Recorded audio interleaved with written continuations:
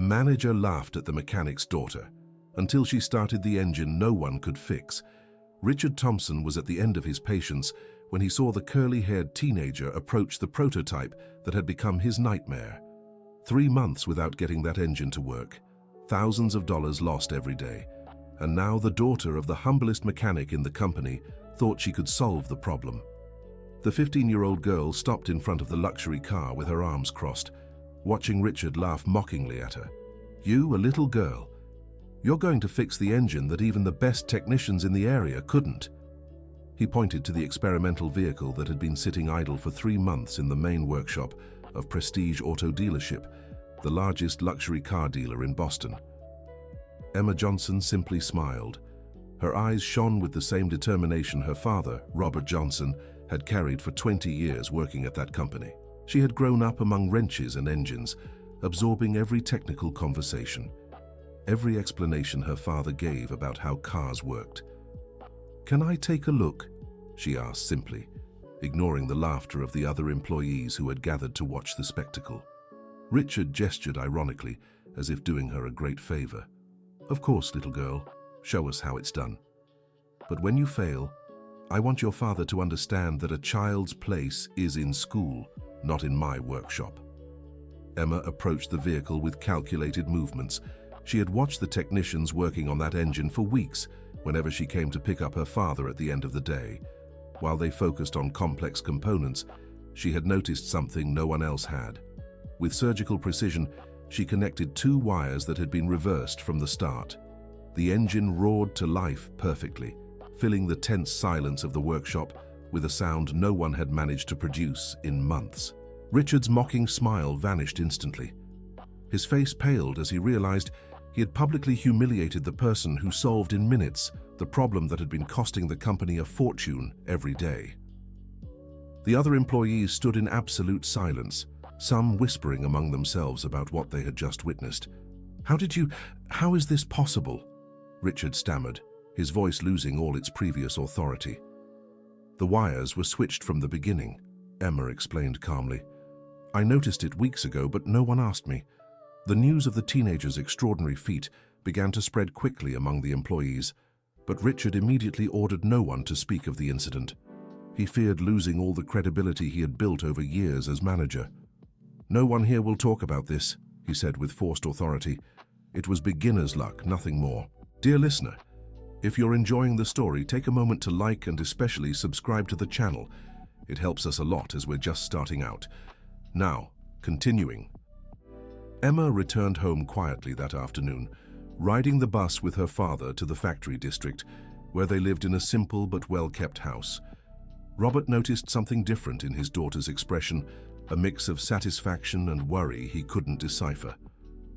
"What happened at the workshop today, Em?" he asked as they walked down the cobblestone street. "Nothing much, Dad. I just helped with that car that was giving everyone trouble." Robert stopped walking and looked at his daughter carefully. He had known Emma since she was little and could tell when something important had happened. "What kind of help?" "I got the engine running." Emma's words echoed in Robert's mind like thunder. He knew how much trouble that prototype was causing the company. He'd overheard the technicians' desperate conversations, seen Richard's growing stress over the past months. "What do you mean, sweetheart?" Emma recounted in detail what had happened, including Richard's humiliating reaction and the gag order he'd given everyone. Robert felt a mix of immense pride and deep concern. He'd known Richard for years and understood the man wouldn't take well to being outdone by a teenager, especially in front of other employees. That evening, Susan Johnson, Robert's wife and Emma's mother, sensed the tension in the air when she returned from her cleaning shift at the same dealership. She'd worked there 20 years, knew every corner of that place, every secret those walls held. "What's going on with you two?" she asked, removing the blue uniform she wore daily. Robert told her about their daughter's achievement, and Susan found herself torn between maternal pride and practical worry. She knew Richard better than anyone, had cleaned his office for years, overheard his phone calls, seen how he treated people he considered beneath him. "This could bring trouble for us," she whispered, so Emma wouldn't hear from the living room. "I know, honey. But she only helped. Did nothing wrong. Richard won't see it that way. 3 days later, when everyone thought the problem was finally solved, the engine mysteriously failed again. Richard called an emergency meeting with all technicians, his voice echoing through the garage with poorly disguised desperation. "I want you to find out what happened. This engine worked perfectly for 2 days, and now it's dead again." The technicians exchanged confused glances. No one understood how a seemingly fixed issue had returned. Richard paced back and forth, his hands trembling slightly as he thought about the important client coming to inspect the vehicle the following week. Robert watched from a distance, organizing his tools with his usual precision. He'd noticed something strange these past days, tiny signs someone had tampered with the engine overnight, nearly imperceptible marks, slightly misaligned screws. "Dad," Emma whispered as she passed him on her way to school, "someone messed with the car on purpose." "How do you know?" "I came back last night to get the notebook I left in your locker, saw someone leaving the garage, but couldn't make out who it was." Emma's revelation confirmed Robert's suspicions. Someone was intentionally sabotaging the engine, but why? And who would have after-hours access to the garage? Growing increasingly desperate, Richard was forced to seek out Emma secretly the next morning. He found her at the school entrance, his eyes betraying the panic he tried to hide. "We need to talk," he said, attempting authority but failing miserably. "About what, Mr. Thompson?" You got that engine running once. Can you do it again?" Emma studied the face of the man who'd mocked her publicly. She saw desperation, wounded pride, and something else, fear. Richard was afraid of losing his job, his reputation, maybe even the company. "I can try," she replied. "But first, I need to understand why it stopped working again." Richard took Emma to the garage on a Saturday morning when only essential staff were working. She examined the engine carefully, her small hands reaching places the technicians' larger ones couldn't. After an hour of meticulous inspection, Emma made a discovery that would change everything. "Mr. Thompson," she said, her voice too serious for a teenager, "there's a much bigger problem here than just crossed wires." "What do you mean?" "This engine has a serious manufacturing defect. It's not just a repair issue, it's a safety concern. If someone drives this car, they could get seriously hurt." Richard felt the blood freeze in his veins. A safety defect meant recalls, investigations, possibly the end of his career. "You're making this up," he exploded. "You're trying to sabotage me because I didn't believe you." "I gain nothing by lying about this," Emma replied calmly. "I'm trying to prevent someone from getting hurt." The argument was overheard by Susan, who had come to work on a Saturday to get a head start on the week's cleaning. She was organizing papers in Richard's office when she heard the raised voices from the workshop. Susan knew about documents Richard thought no one else knew existed. Over years of cleaning, she'd seen papers left on desks, phone conversations she shouldn't have heard, carelessly left open drawers. She'd stored away memories of questionable deals, aftermarket parts sold as genuine, altered safety reports. She'd always stayed silent because she needed the job, but now her daughter was being threatened. "Richard," Susan entered the workshop with an authority that surprised everyone, "you will not threaten my daughter." "Susan, this doesn't concern you." "Oh, it does, and maybe it's time certain people learned about those documents you keep in the locked drawer of your office." Richard's face turned red. He knew exactly which document Susan meant.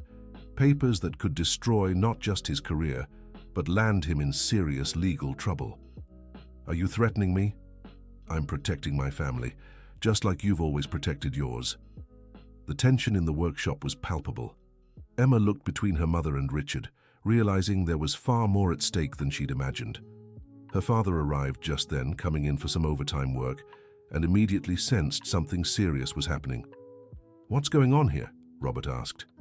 Richard looked at the Johnson family gathered before him and realized he'd severely underestimated these people.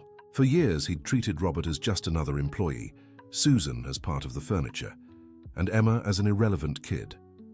Now he understood. Robert was a brilliant mechanic who could work anywhere.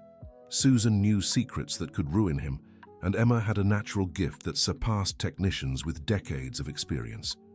"Let's talk in my office," Richard said, trying to regain some control.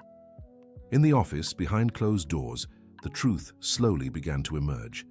Richard admitted that the client coming to inspect the car next week wasn't just any client. He was an investor who could either buy the entire Prestige auto dealership or withdraw all financial backing. "If this engine doesn't work perfectly during the presentation, I lose everything," Richard confessed. "The business, my home, my children's future." Emma felt a pang of compassion for the man who'd mocked her. Beneath the arrogance, she saw someone desperate to save what he'd built over a lifetime. "I can help," she said, "but on one condition." "What?" "You have to let me explain exactly what the safety issue is and how to fix it permanently, and you can't fire my father over this." Richard reluctantly agreed. He had no choice. Over the next week, Emma worked on the engine after school, always under her father's supervision. She discovered the problem wasn't just the wiring, but a faulty cooling system that caused overheating in specific conditions. "That's why the engine would work for a few days and then fail," she explained to Robert.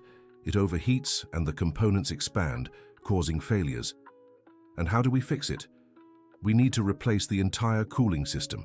It's not a simple repair, it's a complete overhaul." Robert Johnson realized the magnitude of the problem. It wasn't just about getting the engine running for the presentation, it was about rethinking the entire design. "Richard won't want to spend money on this," he said. "Then we'll have to convince him." Dear listener, if you're enjoying the story, don't forget to like and especially subscribe to the channel.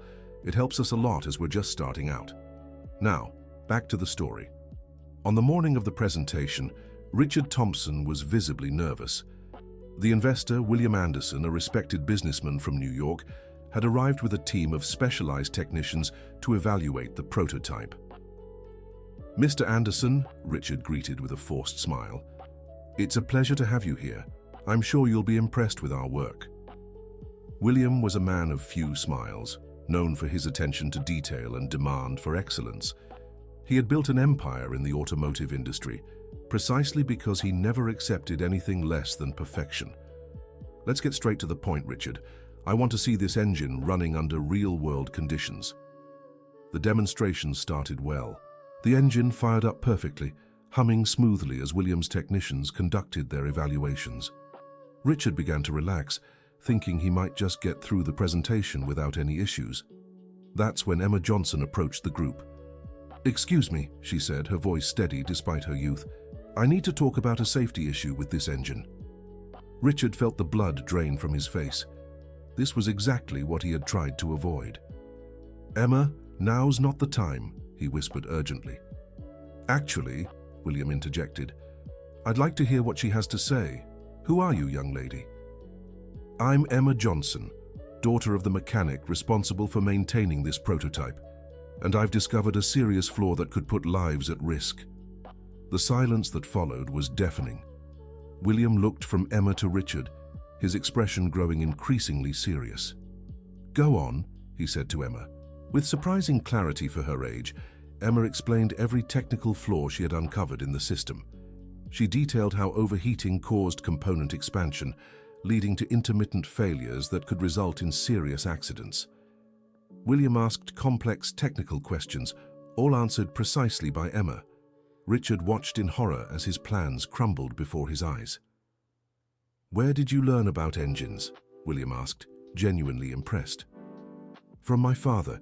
He's been working with cars for over 20 years, and I've always paid attention." "And what would your solution be for this problem?" "A complete overhaul of the cooling system, replacing specific components with heat-resistant materials, and adding additional temperature sensors." William turned to Richard with an expression that left no doubt about his thoughts. "Richard, were you aware of these safety issues?" We were looking into some minor technical concerns." "Minor technical concerns," William raised his voice. "This young lady just explained flaws that could cause fatal accidents, and you call them minor." The tension in the workshop was palpable. The employees stopped working to watch the exchange, everyone sensing something very serious was happening. "Mr. Anderson?" Richard tried to salvage the situation. "I can explain." "You don't need to explain anything else. It's clear there's been serious negligence here." William turned back to Emma. "Would you be able to implement the solutions you mentioned?" With the right technical support and materials, yes. So that's what we're going to do. I want you to lead the redesign of this project. Richard felt the ground give way beneath him. Not only had he lost William's trust, but now a 15-year-old girl was being put in charge of the project that was supposed to save him. But Mr. Anderson, he protested, she's just a child.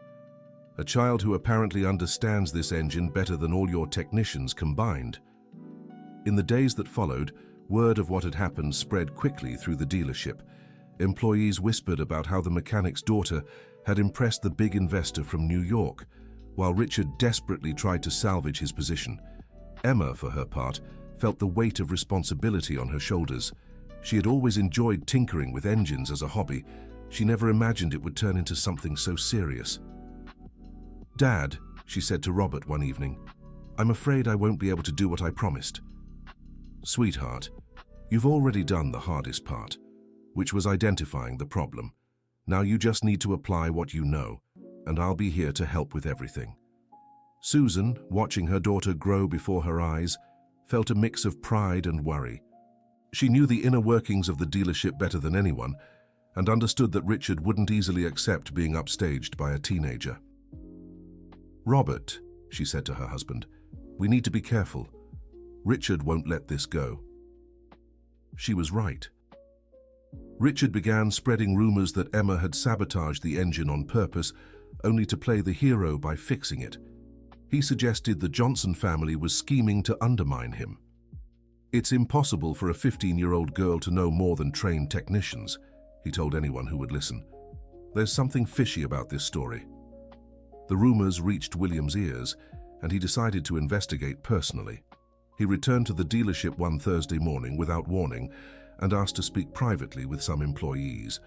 Patricia Wilson, a secretary who had worked there for 15 years, was one of the people William sought out. "Tell me the truth," he asked. "What do you know about this Johnson family?" "They're good people, Mr. Anderson. Robert is the best mechanic who's ever worked here. Always dedicated, never missed a day. Susan is one of the most reliable cleaning staff. And Emma, that girl has always been special." "Special how?" "Since she was little, she'd come here with her father. She'd watch him work, asking questions, learning.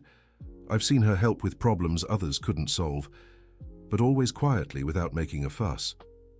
"And Richard? How does he treat this family?" Patricia hesitated before answering. "Richard has always treated them like they're beneath him.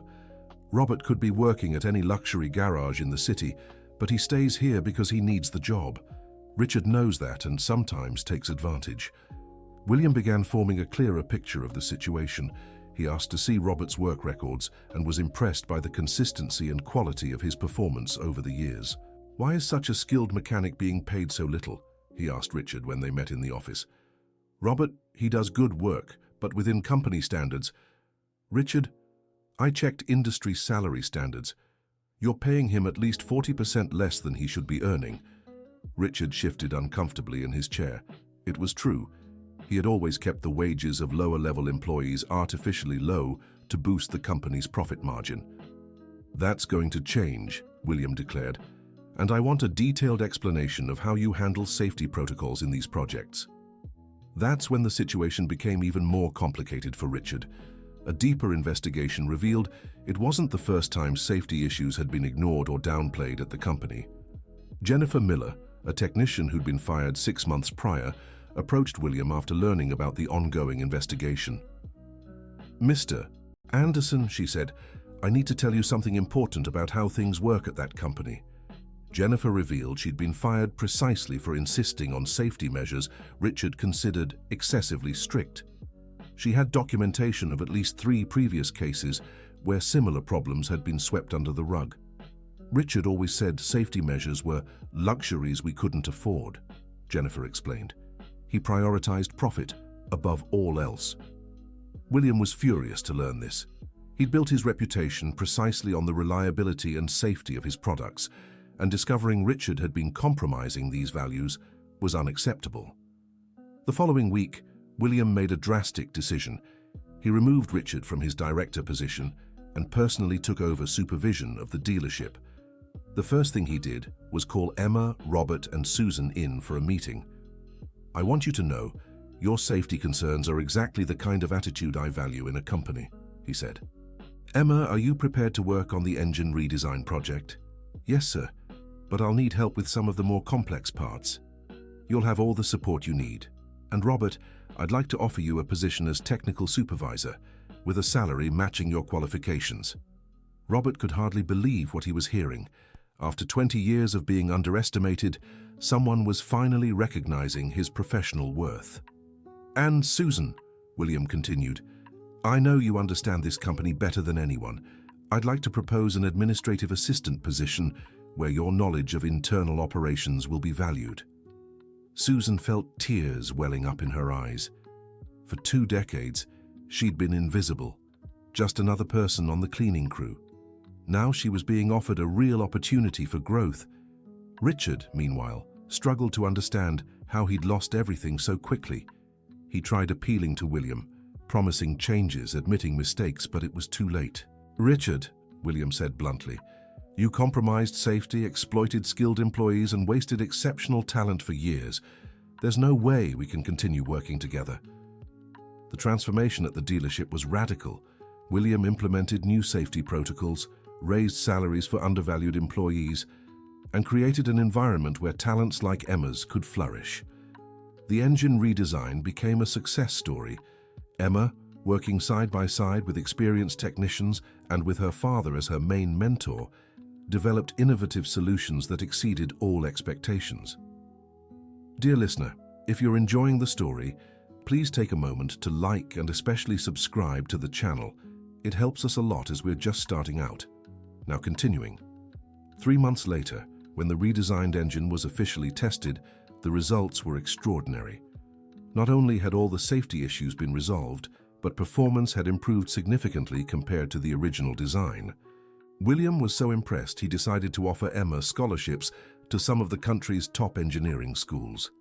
"Your daughter has a rare gift," he told Robert and Susan. "With the right education, she could become one of the best automotive engineers in the United States." Emma, however, was torn between the opportunities opening before her and her desire to keep learning from her father. "I want to study engineering," she said, "but I also want to keep working with you, Dad. You've taught me more about engines than any book ever could." Robert smiled, realizing how much his daughter had grown through this whole experience. "Sweetheart, you can do both. Studying will give you the theoretical knowledge I could never teach you, and you can always apply that knowledge here with me." Emma's decision to accept the scholarship brought changes for the whole family. William offered flexibility so she could keep working at the dealership on weekends and during breaks. "I want her to maintain hands-on experience with engines," he explained. "Combining academic theory with practical know-how is what creates the best professionals." In the months that followed, Emma's story spread through Boston's automotive community and beyond. Local newspapers wrote about the teenager who had revolutionized a luxury car dealership. Her case caught the attention of other companies in the industry, which began rethinking how they identified and nurtured talent. Emma's example showed that exceptional skills could emerge from the most unexpected places. Richard, after losing his position at the dealership, struggled to find another job in the field. His reputation had been tarnished by the safety issues uncovered during William's investigation. He ended up taking a job at a small repair shop, earning a fraction of his previous salary.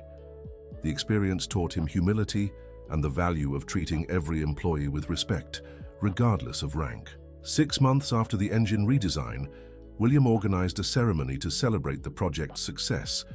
Employees, suppliers, and key clients were invited to learn the story behind the company's transformation.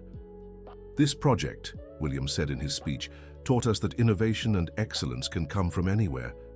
When we respect and value all talent, regardless of age or position, we achieve extraordinary results." Emma was asked to address the audience. Nervous at first, she found courage when she saw her parents' proud smiles in the front row. "I've learned that technical knowledge matters," she said, "but what truly makes a difference is the courage to speak up about safety issues, even when it's hard. And I've learned that family and teamwork are the foundation of any success." The audience gave her a standing ovation, recognizing not just her technical skill, but the maturity she'd shown throughout the process. The following year, Emma began her studies in automotive engineering at Boston State University, one of the country's most respected programs in the field. She kept her weekend job at the dealership, now as an official intern. Robert, in his new role as technical supervisor, implemented training programs to identify and develop talent among junior employees. His experience as Emma's father taught him the importance of spotting potential others might overlook. Susan, in her new administrative role, became a vital bridge between management and frontline workers. Her 2 decades with the company gave her unique insight into improving workplace conditions. Under William's leadership, the dealership became a model for the automotive industry. Other business owners visited to understand how they'd transformed their corporate culture so quickly. The secret, William always explained, is recognizing that talent has no age, gender, or social position.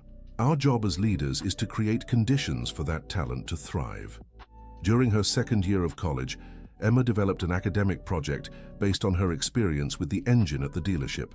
The work caught the attention of professors and was presented at a national automotive engineering conference. "Your practical approach to solving complex problems stands out," remarked a renowned professor. "You combine technical intuition with scientific rigor in a very mature way." Emma's academic success brought internship opportunities at major automakers, but she chose to keep working at Williams' dealership. The decision surprised many of her college classmates. "Why stay at a small dealership when you could work for big companies?" they asked. "Because here I learn not just about engines," Emma replied, "but about how to treat people, build relationships, and use technical knowledge to make a real difference in people's lives." Emma's philosophy reflected the values she had learned from her parents and William.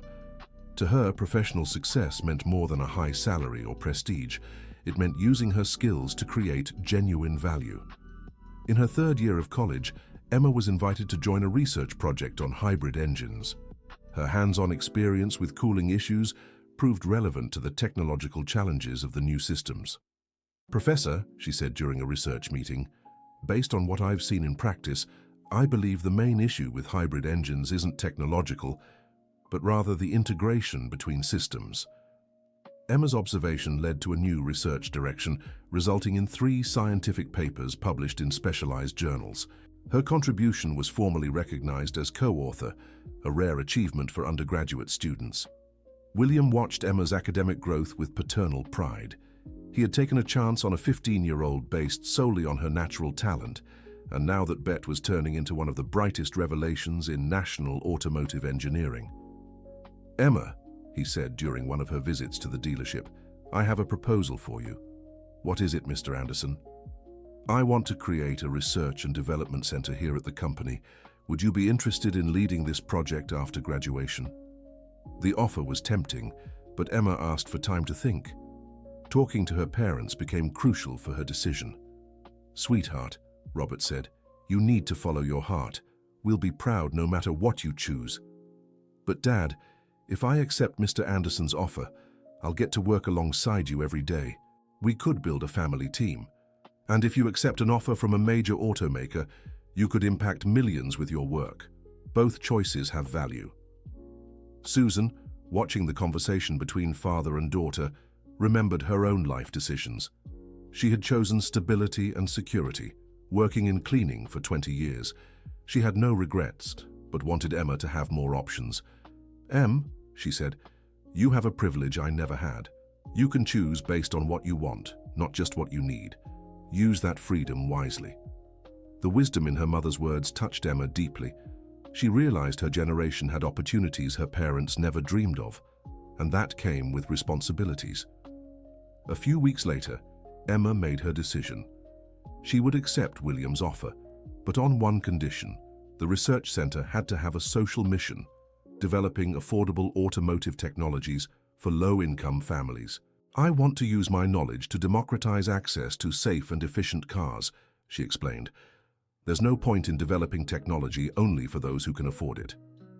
William was impressed by the maturity of her proposal. The idea of combining technological innovation with social impact aligned perfectly with his own business values. "Let's do things differently," he said. "The research center will be a partnership between my company and public universities. This way, we ensure the results benefit society as a whole." The project began taking shape during Emma Johnson's final year of college. She divided her time between studies, academic research, and planning the Future Development Center. Robert Johnson was promoted to General Technical Director, responsible for overseeing both maintenance and new research projects. His hands-on experience would be crucial to ensuring the innovations were applicable in the real world. Susan Johnson took on the administrative coordination of the research center, using her decades of experience at the company to create efficient processes and a welcoming work environment. The Johnson family, who just a few years earlier had struggled simply to keep their jobs and pay the bills, was now leading one of the most innovative projects in the regional automotive industry. "Sometimes I wake up and think I'm dreaming," Susan confessed to Robert one evening. "How did our lives change so much in such a short time?" "They changed because our daughter had the courage to use the knowledge she had," Robert replied, "and because we found people who recognized the value of what she offered." Emma's graduation was a milestone for the entire family. William Anderson made sure to attend, along with professors who had followed her exceptional academic journey. "Emma Johnson," the college dean said during the ceremony, "represents the best of the new generation of engineers, technical skill combined with social awareness and strong human values." In her graduation speech, Emma thanked her parents and William especially, but she also made a point to mention Richard Thompson, surprising the audience. "I've learned so much from everyone I've met on this journey," she said, "including those who didn't believe in me at first. Their reactions taught me the importance of perseverance and humility." Richard, who had been invited by Emma and was sitting in the audience, felt his eyes well up. In the years since leaving the dealership, he had reflected deeply on his mistakes and biases. After the ceremony, he approached the Johnson family. "Emma," he said, "I want to apologize for how I treated you. You've taught me valuable lessons about recognizing talent and treating people with respect." "Mr. Thompson," Emma replied, "we all make mistakes and learn. What matters is how we use those lessons to grow." Emma's generosity in forgiving Richard and including him in the celebration showed the emotional maturity she had developed on her journey. The research center opened 6 months after her graduation. The event brought together business leaders, academics, students, and members of the local community. "This center," William announced, "represents a new way of doing business, where profit and social purpose go hand in hand." Emma, now the center's technical director, presented the first projects, developing efficient engines for affordable cars, accessible safety systems, and simplified maintenance technologies. "Our goal," she explained, "is to make sure families like mine have access to safe, economical, and reliable cars." The center's first project was redesigning engines for budget-friendly cars to reduce fuel consumption by 30% while keeping production costs low. The challenge was both technical and social. "There's no point in creating a technically perfect solution if it's too expensive for our target audience," Emma often told her team. Her practical approach, inherited from years of watching her father work, proved essential to the project's success. She knew that real innovation was what worked in real-world conditions. During the second year of the center's operation, the team developed a simplified automotive diagnostic system that allowed mechanics without sophisticated equipment to identify complex problems. "I thought about my father working with simple tools," Emma explained when presenting the system, "and imagined how technology could amplify his experience, not replace it." The innovation won national awards and began being adopted by small repair shops across the country. The social impact was immense. Independent mechanics could improve the quality of their services without major investments. William grew prouder by the day of his decision to bet on Emma and her family. The dealership had become a benchmark in the industry, not just for its products, but for its innovative organizational culture. "Investing in people," he always said in business talks, "is the best business strategy there is." 3 years after the center's creation, Emma received an unexpected offer. A major international automaker wanted to license her technologies and offered a multi-million-dollar sum for the rights.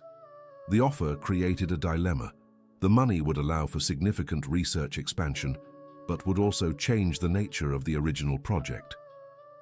"What do you think, Dad?" Emma asked Robert. "Sweetheart, remember when you fixed that first engine? You didn't do it for money, you did it because it was the right thing. That should always be your compass." Her father's simple wisdom helped Emma make her decision. She negotiated a different agreement. Instead of selling the rights, she established partnerships that guaranteed free access to the technologies for companies serving low-income markets. "Innovation isn't just about creating new things," she explained her decision. "It's about ensuring those new things improve people's lives." The model Emma created began being studied in business schools as an example of social innovation. Universities worldwide sent students to visit the research center in Boston. During one such visit, a group of American students asked Emma what the most important moment of her career had been. "It was when my father taught me that knowledge without character is worthless," she replied. "Everything I've achieved is based on that lesson."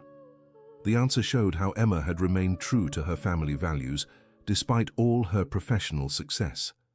In the 5th year of the research center, Emma decided to expand its activities to include education. She created a program that brought basic mechanical knowledge to public schools in the region. "I want other children to have the same opportunities I had to learn by observing," she explained.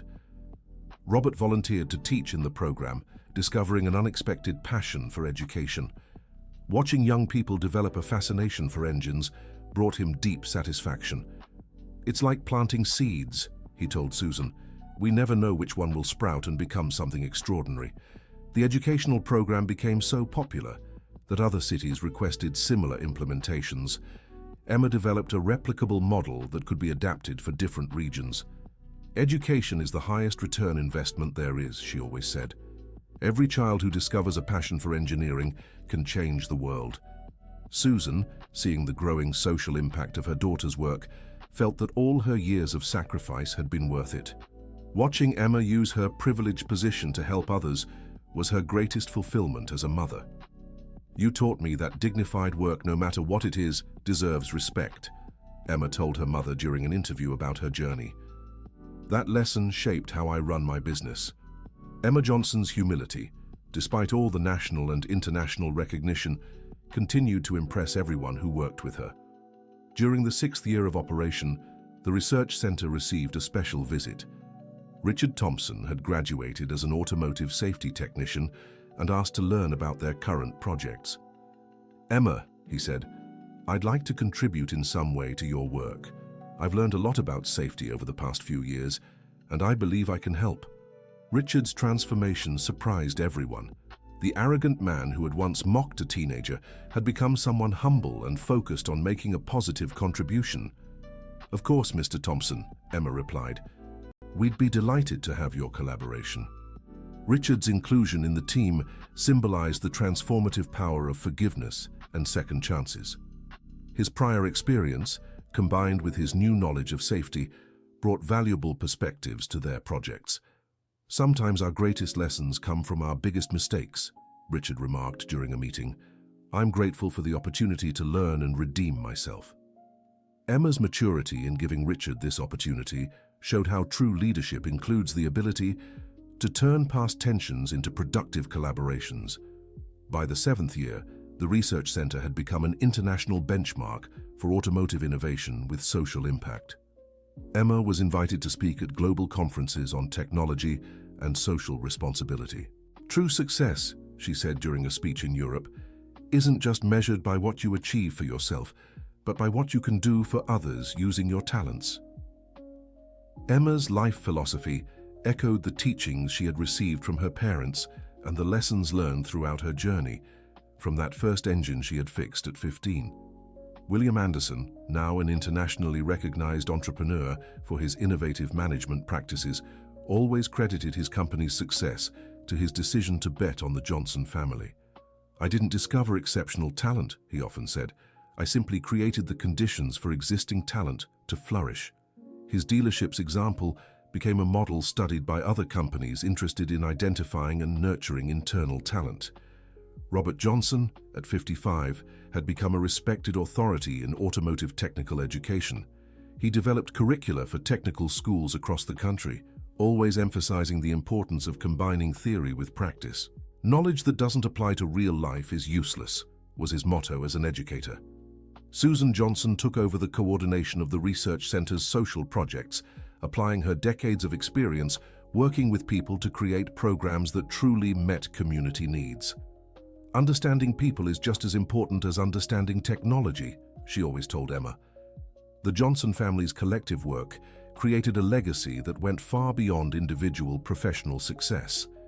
They had demonstrated how strong values could be maintained even in positions of prominence. During the center's 8th year, Emma made a decision that surprised many. She announced she would pass operational leadership to a new generation of engineers she had trained. "It's time for me to make space for others to shine," she explained. "My role now is to create opportunities for other talents, just as Mr. Anderson did for me." The decision showed rare maturity, the ability to recognize when it's time to let others take the spotlight. Emma remained as chair of the center's board, focusing on long-term strategy and developing new educational projects. True leadership, she reflected, is about raising other leaders, not clinging to power. The transition was smooth because Emma had spent years preparing her team to take on increasing responsibilities. The center continued to thrive under new operational leadership.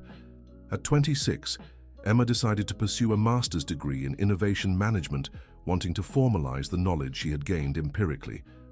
"You never stop learning," she told her father.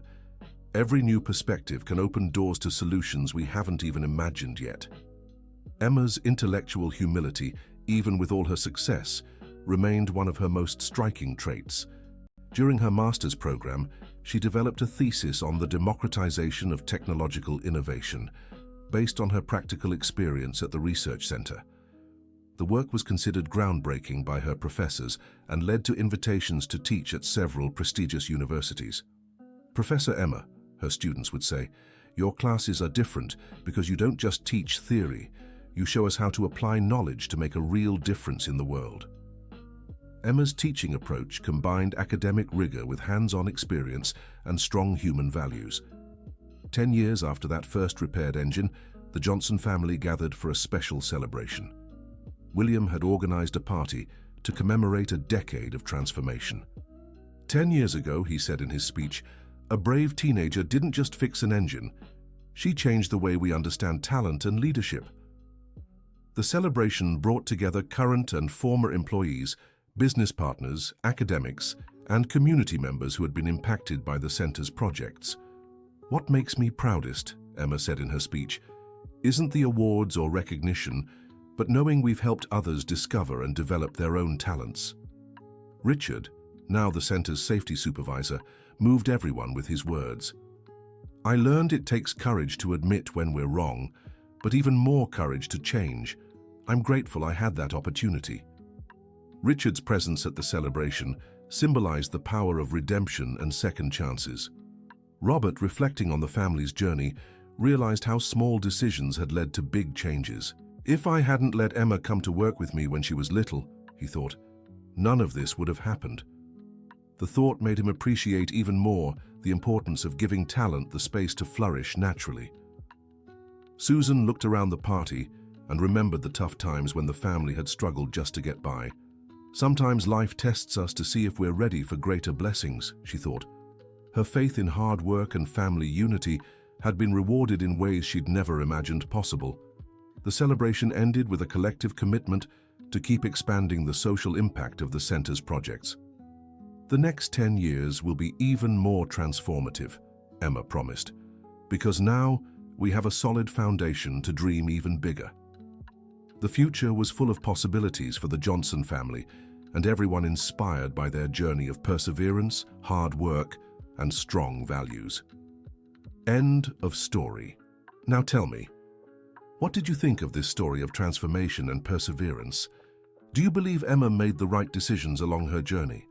Have you ever experienced situations where talent was underestimated due to prejudice? Share your thoughts in the comments about how small acts of courage can change entire lives. Don't forget to like if the story moved you, and subscribe to the channel so you don't miss other inspiring stories like this one.